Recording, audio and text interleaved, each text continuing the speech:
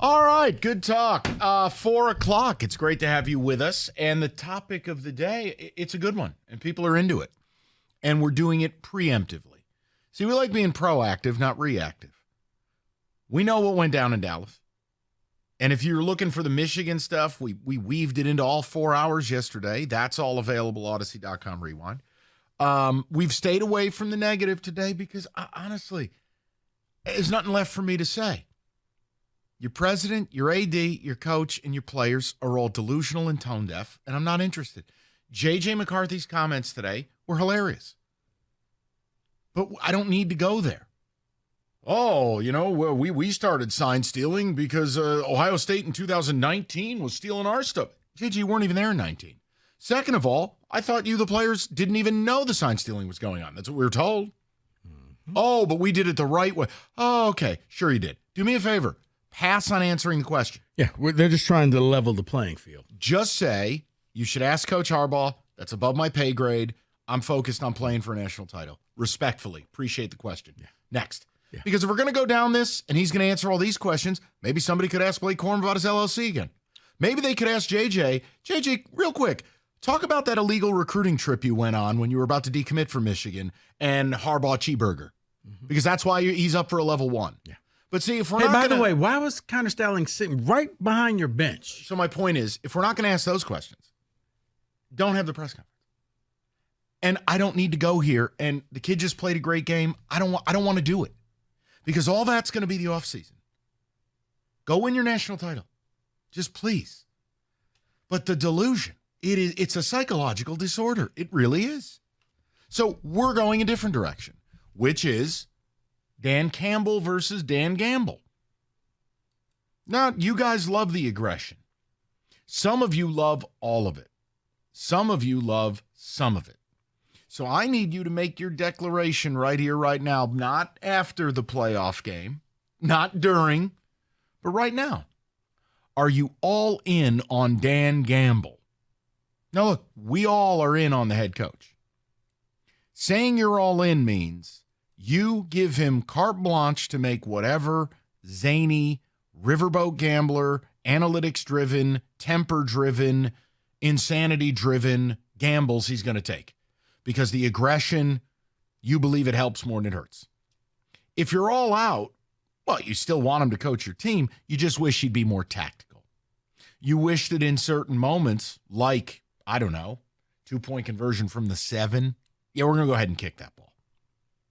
You know what? Second quarter, we just got away with murder. CD fumbled it into the end zone. The fake punt, which was crazy, worked. Let's get points. Let's not walk away empty-handed here.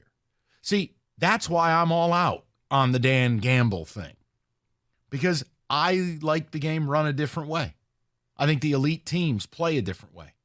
And analytics have to be a part of what you do in 2024. But analytics are dangerous. I think you get seduced by them. They don't factor in that they're men, not machines. They don't factor in matchups. They don't factor in the player. They don't factor in weather, injuries, none of it. Mm-hmm. All it is an algorithmic decision. I don't believe that's how football's played. So I am all out on the gamble thing. So, look, no one's right or wrong. It's about identifying where the people are at. And overwhelmingly, people are all in on Dan Campbell's alter ego. And that's fine. I'm willing to stand, not alone, but I'll be in the minority on this. I think they want this, Mike, because it's been decades of ineptitude here in Detroit, and you get to experience fun things and touchdown plays and exciting football. And it is gambling. You get caught up in the euphoria and the emotion. Oh, my goodness, look what we just did. It's going to cost you. But it's to go with that one caller, it's better to have loved and lost than to never have loved at all. Wow. And fantastic. For 3 decades, you got nothing. And now you get a home playoff game. You're locked into the 3rd seed. You may get, Matthew Stafford coming back to Detroit, and you get to play against the prodigal son. You get to it'll be probably the best week of radio ever. The whole Jared Goff versus Matthew Stafford. unless it's embargo. Let's go to not on this show, it ain't. Go to Ron, 97.1. Ronnie, what's going on, bud? Hey, Happy New Year, guys. Same Happy to you. New Year. Here's my take. I'm all out, and the reason I'm all out is, and I was all in the first 2 years, but that's because we weren't the better team the first 2 years. We needed to resort to some tricks here and there, but we are the better team most weeks. I'd even say 15, 16 weeks of the season, we're the better team. We don't need to resort to tricks all the time. I think Campbell gave Dallas way too much credit, thinking, we can't beat them in overtime, where I completely disagree. I think we had all the momentum. Dallas really only scored one touchdown drive, other than that freak lucky play that, Barnes missed a tackle. I think we have the advantage in overtime. I'm okay from the 2-yard line. Absolutely not from the 7. We're the better team now. We don't need to resort to this anymore. Ron, I'm with you. And again, I'm the same guy who'll tell you in today's game, as long as they haven't outlawed the brotherly shove, 4th and an inch, midfield, of course I'm going for it. 4th and an inch on the goal line, nah, I'm not going to kick a field goal. I'm going to go. But this other stuff, no, I don't have a need for it. I'm with you. I think this team is quality. I think they're built right. I just feel like you should have graduated from some of this stuff. It's an unnecessary step, but To me. But I'm a little more old school with it. I'm with you. But you're on board. I have to be, because I like what I see. I like how Lions fans, man, it's a different feeling down at Ford Field where you believe in this team, and I do. I can't take that away from the people. So You don't have to take it away. That means, you know what? You got to go with Dan Gamble. I know it's always going to be a love-hate thing for me. So it'd be dishonest for me to say I'm all in, because there will always be points I'm going to criticize and critique it, because I don't think it's the best way to run a team. I think he does 9 out of 10 things right. These guys run through a wall for him. He is respected. He is a good football coach. Mm-hmm. It is this one singular personality trait of his that drives me nuts. Go to Ryan, 97.1. Hi, Ryan. Hey, guys. How's it going? Good, Ryan. What's going on? Hey, well, Mike, you need a little bit of love here, man. I'm all with you. I'm no football coach. I'm not a great football mind by any means. But watching all the games, I believe he's cost us more than he's won us. And part of the reason why I disagree with Rico on what got us here is that, and also I think he motivates the players other ways. These players are smart.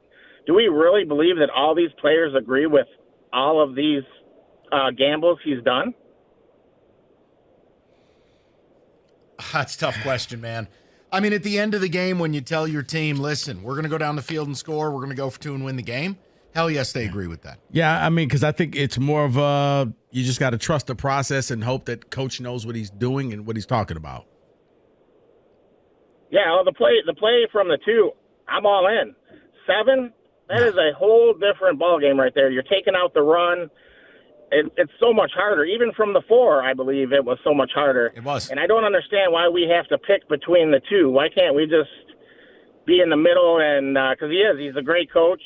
But he does not want to operate in the middle. See, that's the thing.